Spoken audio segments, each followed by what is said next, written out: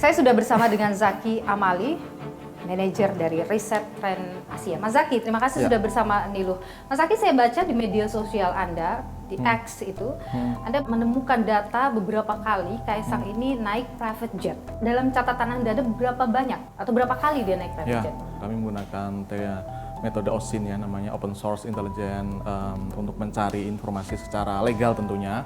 Kami mendapatkan bukti foto dan video itu Kaisang sudah 3 kali naik private jet. Itu sepanjang tahun 2024 atau beberapa tahun? Tahun 2022 1 kali yang datanya dapat dibuktikan, kemudian tahun 2023 dan terakhir kemarin ke Amerika 3 kali. Kalau yang terakhir 2024 kita tahu itu penerbangan internasional. Kalau yang 2 sebelumnya?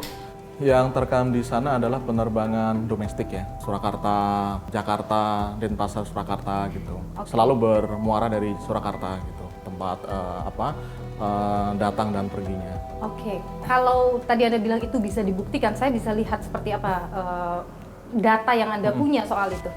Oke, saya tunjukkan satu contoh data dari perjalanan Kaisang di tahun ini ke Amerika Serikat. Ini adalah berawal dari unggahan Erina dari jendela pesawat dan menunjukkan sayap pesawat itu sendiri.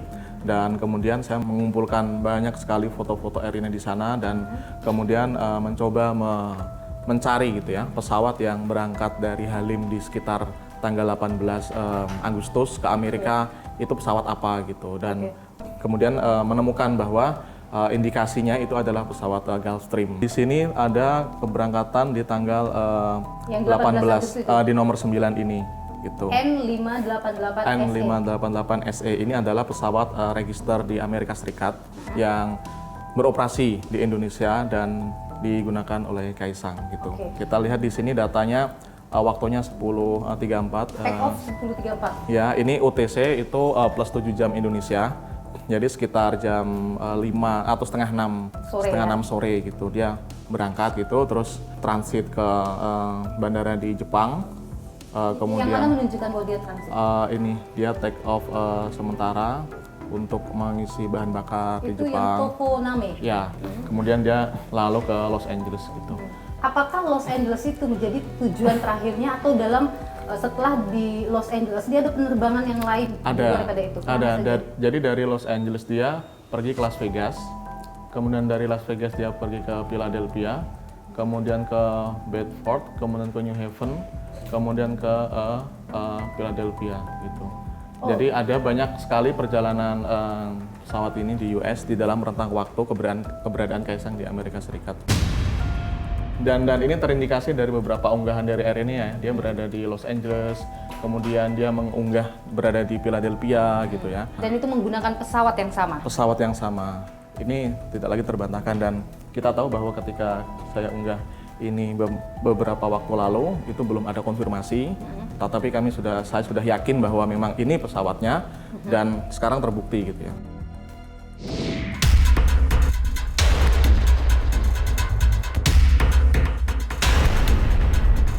Patut diduga itu ada kaitannya dengan penyelenggara negara.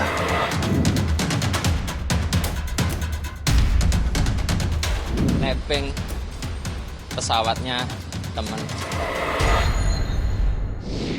Anda menyebut tadi bahwa tidak hanya ke Amerika ini Kaisang menggunakan private jet, tapi ada beberapa pulang pergi juga di dalam negeri. Ada data soal itu, Mas? Ya, ada beberapa video di YouTube yang saya dapatkan itu dia melakukan perjalanan domestik gitu ya di tanggal 25 Agustus ini 2023 dia perjalanan dari Denpasar ke Surakarta, ini landing. Kemudian 26 Mei 2022 dia dari Surakarta ke Cengkareng. Peristiwa tanggal 26 Mei ini adalah peristiwa ketika Ketua MK menikah ya. Oke, apakah ini pertama kali dia menggunakan private jet ini, jenis ini? Kalau pertama kali saya kurang tahu dan tidak bisa memastikan, tetapi kalau kita lihat sebetulnya pesawat ini sejak 2021 ya, sejak 2021 itu sering ke Solo gitu ya. Artinya dalam beberapa penggunaan private jet oleh Kaisang itu selalu menggunakan private jet yang sama? Iya, dalam kasus ini dia menggunakan private jet yang sama. Apakah kemudian kita bisa tahu private jet ini tuh sebenarnya kapan sih dibeli atau siapa yang membeli? Jadi pesawat Gulfstream ini dibeli di tanggal 15 bulan Juli tahun 2021. Pembelinya adalah Garena Online Private Limited gitu. Ini adalah perusahaan di bawah grup SEA dan ini terregister di Singapura gitu. Terafiliasi juga dengan toko online gitu. Toko online? Ya. Familiar di Indonesia? Cukup familiar. Dan ini terregistrasi di Singapura, bukan Indonesia? Ini terregistrasi di Amerika Serikat menggunakan register N. Jadi setiap pesawat yang menggunakan register depannya N, ini Amerika, ya? Amerika. Terregister, terdaftar. Pemiliknya bisa siapapun gitu. Dan bisa tapi dimanapun. Garena Online ini Singapura? Iya, ini perusahaan Singapura. Artinya selama ini pesawat ini tuh tinggal di Singapura? Terparkir di sana? Sebetulnya dia bisa terparkir di mana saja, tapi untuk jangka waktu yang panjang, untuk saat ini dia ada di Singapura. Pesawat ini, Gulfstream ini kan dibelinya 2021 Mas, itu Ya. kan belinya ya, Ya. tapi kemudian beroperasinya, Anda lihat itu apakah di tahun yang sama juga? Langsung beroperasi. Jadi kita lihat di sini, saya memiliki data sejak pesawat ini dibeli Mulai dan terbang, beroperasi, mulai terbang, atau mulai di bawah Garena ya setidaknya ya. Itu sejak 18 Juni 2021 ya. Dia terbang dari luar negeri ya, beberapa tempat di luar negeri gitu. Dan setelah itu dia beroperasi di Indonesia beberapa kali. Ada datanya bahwa dia terbang di Indonesia banyak kali? Ya, ada di sini. Kita lihat sama-sama Mas. Jadi kita lihat di sini adalah tempat dia berangkat gitu ya. Misalnya dia berangkat dari Jakarta, dari Semarang, dari Surakarta gitu, Surabaya ke Jakarta, dari Jakarta ke Denpasar, Jakarta lagi, Jakarta ke Medan gitu. Jadi dia cukup banyak flight di saat pandemi di dalam negeri gitu. Dan ini terlihat juga banyak dari Surakarta ya? Ya, Surakarta. Kan si pemilik private jet tadi, Garena Online itu kan menyewakan private jet ini ya? Atau dia gunakan untuk kepentingan pribadi? Nah, ya saya menduga seperti itu. Ini bukan pesawat yang dikelola untuk dibisniskan kembali atau disewakan kembali atau dicharterkan. Karena biasanya ada pesawat pribadi yang dicharterkan dan ada yang memang dipakai sendiri oleh ownernya. Ketika ini menjadi pesawat yang disewakan, ini juga harus ada perizinan dan ada lisensi yang dia miliki gitu. Dan Garena Online tidak punya spesifikasi untuk menyewakan pesawat? Saya cek atau saya belum ketemu, memang dia belum punya lisensi atau belum mengarah menjadi pesawat sewa atau pesawat charter. Garena Online ini sebenarnya perusahaan apa sih? Dia bergerak di bidang apa? Di website mereka menyebut sebagai perusahaan teknologi dan perusahaan gaming ya. Bukan perusahaan penyewaan private jet? Bukan perusahaan penyewaan. Kita balik ke foto tanggal 26 Mei 2022 Mas. Itu orang-orang yang berdiri bersama Kaisang, ada yang Anda tahu tidak? Saya sebetulnya tidak tahu nama-nama dan orang yang ada di foto ini gitu. Tapi beberapa warganet mengidentifikasi ya. Salah satunya adalah di sini di sebelah kanan Kaisang ini adalah kalau saya tidak salah adalah Yi Geng atau Geng Yi gitu. Dia adalah pemilik dari Garena itu sendiri. Online ya. Dan ini kita sebut masih diduga ya Mas ya, masih karena diduga. belum ada klarifikasi. Betul, masih. Sebelahnya lagi? Selebihnya saya tidak tahu ada. dan belum ada identifikasi ke sana. Karena selama ini pada saat klarifikasi ke KPK juga Kaisang mengatakan dia nebeng di oleh temannya, ditebengin oleh temannya yang berinisial Y. Inisial Y kalau nggak salah depannya. Tapi kita nggak tahu nih bener nggak nama lengkapnya ini gitu, siapa ini orang, WNI, WNA atau apa gitu. Jadi dibilang pesawat punya siapa juga nanti kita konfirmasi lagi. Tapi apakah ini yang dimaksud? Tentu itu butuh klarifikasi lebih lanjut ya. Betul. Sejauh ini belum ada ya data-data Anda dapat soal itu ya? Dugaannya mengarah ke sana ya, mengarah ke orang yang sama karena kita melihat history di tahun 2023 di sini itu adalah orang yang sama yang di sini gitu. Itu orang yang sama yang berdiri di samping Kaisang? Iya. Pengetahuan Anda, apakah orang itu tinggal di Indonesia? Sepertinya tidak ya. Tidak tinggal dia, di Indonesia. Dia pebisnis Singapura ya. Kemungkinan warga Singapura kemungkinan. Kalau tadi Anda sebut bahwa ini tidak Gulfstream itu tidak disewakan, itu bukan penyewaan private jet gitu. Berarti ada kecenderungan Kaisang itu tidak mungkin menyewa private jet itu ke ownernya.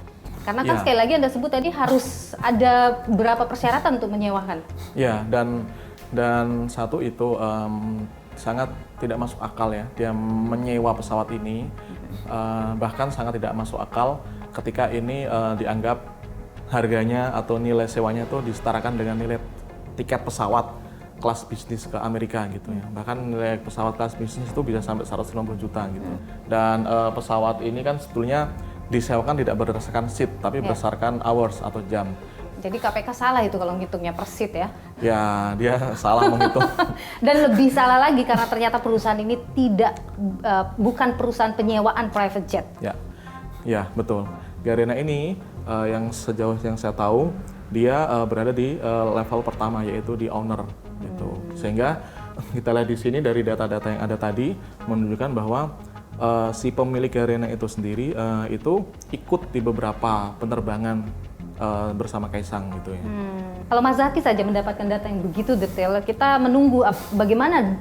Tentunya KPK harus dapat data yang bahkan lebih detail dari yang Mas Zaki dapatkan. Betul, KPK bisa mendapatkan data yang sangat banyak, apalagi dia penegak hukum ya. Kalau dia sebetulnya proaktif dan melihat bahwa sebetulnya private jet itu juga rawan terhadap gratifikasi, rawan terhadap korupsi, harusnya KPK mendeteksi secara dini gitu, jauh-jauh hari gitu. Di KPK era sebelumnya, sebelum dengan situasi KPK yang sekarang, itu KPK sangat progresif dan waktu itu pernah mengingatkan juga seorang menteri yang memiliki private jet untuk tidak membawa teman-temannya di dalam private jet itu sendiri. Dan KPK harusnya bisa mendeteksi dan mengetahui bahwa kasus korupsi itu tidak selamanya hands on, tangkap tangan, ada barang bukti uang gitu. Tetapi juga ada fasilitas. Pemberian fasilitas. Ya, trade in influence istilah teman-teman di hukum itu mengatakan bahwa ada trading atau jual beli pengaruh. Iya. Mas Zaki Amali, manajer riset dari Tren Asia, terima kasih sudah berbagi pandangan di Niluh. Sehat selalu Mas Zaki. Ya, terima kasih banyak.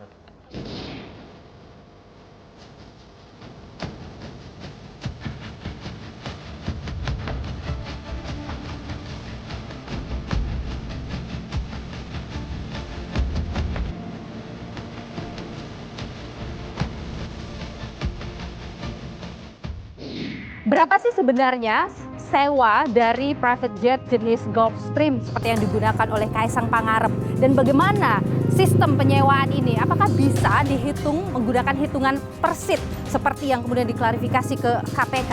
Saya akan tanyakan ini ke Samudra Soekardi, pengamat penerbangan yang juga adalah Presiden Director dari CSE Aviation. Ikuti saya.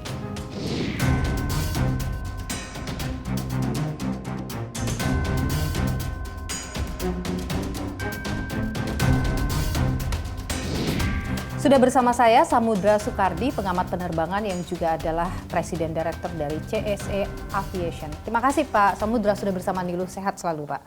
Terima kasih Bu. Pak Samudra, ada yang mencuri perhatian belakangan terkait dengan penggunaan private jet yang dipakai oleh putra bungsu Presiden Jokowi, Kaisang Pangarep, yaitu private jet jenis Gulfstream. Dan yang menarik adalah ketika melakukan klarifikasi ke KPK, ia menyebut dia nebeng dan ketika ditaksir berapa kira-kira biaya yang digunakan, dia menghitung per seat.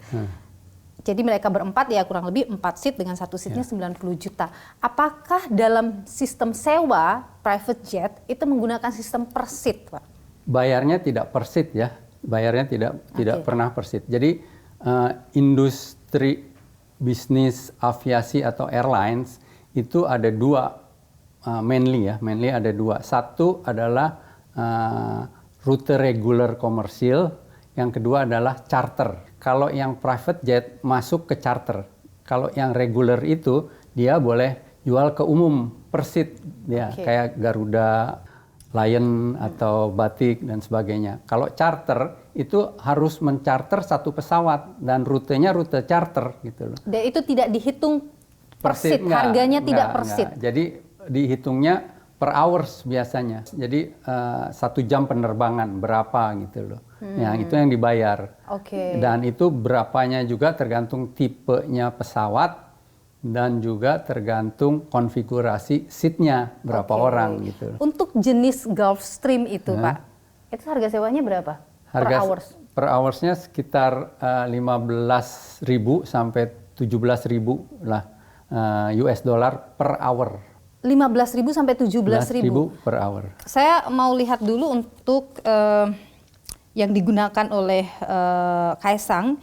Ini adalah G650ER dengan nomor registrasi pesawatnya itu ada N588SE. Anda tentu sudah melihat bagaimana spesifikasi dari pesawat ini, Pak. Ya. Itu harganya itu berapa kira-kira? Kira-kira 17 ribuan lah. 17.000 per hours. Per hours. Kalau kita hitung penerbangan ke Amerika? Ke Amerika, Gulfstream itu bisa maksimum terbang adalah 12 atau 13 hours lah. 12 maksimal ya. Berarti kalau dari Indonesia ke Amerika harus transit dulu? Harus transit, makanya dia melalui Tokyo. Jakarta Tokyo itu 7 jam. Dari Tokyo ke Los Angeles itu kira-kira 11 jam atau 12 jam gitu kira-kira ya. Karena kecepatannya dia cukup cepat juga gitu. Itu 900 km per jam. Dia bisa ketinggian di atas 40.000 feet, kira-kira 50.000 feet. Jadi Pak, kalau kita lihat kemarin, meskipun ini masih dalam proses investigasi yang dilakukan oleh KPK, based on klarifikasi yang dilakukan oleh Kaisang Pangarep, tapi secara hitung-hitungan ketika menghitung per seat itu sudah salah. Salah, nggak bisa charter flight dihitung orang bayar per seat, gitu aja udah. Nggak bisa, dan itu menyalahkan regulasi penerbangan di Indonesia. Karena kalau charter flight itu tidak boleh jualan tiket. Kalau dia jual tiket ke orang nyari penumpang itu nggak boleh. Jadi yang disewa itu adalah ACMI fuel. Nah itu per flight hours.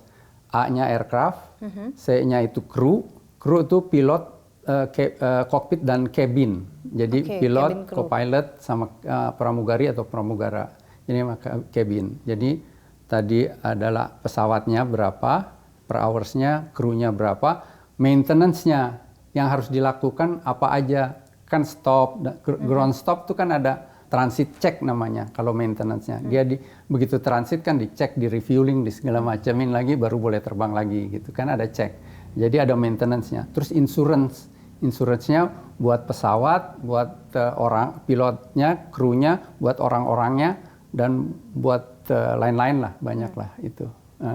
Insurance-nya harus insurance. Terus fuel, harga fuel berapa? Dia berapa selama perjalanan harus dibayar juga, dibundle di namanya ACMI plus fuel gitu. Namanya sewa pesawat. Oh, itu per hour. Per hour tadi itu include semua di situ. Semua. Apakah dalam sistem orang menyewa private jet itu biasa Pak memberikan tebengan ke teman? Boleh nebeng nih kita naik private jet ke Amerika? Kalau ke Amerika sih jarang ya, kan mahal. Kenapa? Gitu. Kan karena mahal. Iya. Nggak mungkin saya. Nggak mungkin, kan mahal. Siapa orang mau uang? Kalau dia bukan siapa-siapa, sulit rasanya ada orang yang mau mengeluarkan sekian miliar. Nggak mungkin. Saya sih ya sering juga ikut private jet gitu. Emang nggak bayar, tapi satu grup gitu loh. Misalnya kalau Menteri Perhubungan kan ada itu private jetnya punya gitu. Siapa ya ikut kita satu tim gitu, ikut. Tapi pakai manifest gitu, emang nggak bayar kita ikut. Private jet itu yang bayar perhubungan kan, dan punya perhubungan. Gitu. Kalau saya bilang sih lebih nyaman pakai airline biasa gitu. Ambil aja misalnya taruhlah di atas business class, first class gitu. Lebih enak, nggak semahal itu juga. Baik. Pak Samudra Soekardi, pengamat penerbangan sekaligus adalah Presiden Direktur dari CSE Aviation. Terima kasih sudah berbagi pandangan. Kita nantikan bersama bagaimana kerja KPK dalam kasus ini, Pak. Terima kasih. Terima kasih juga.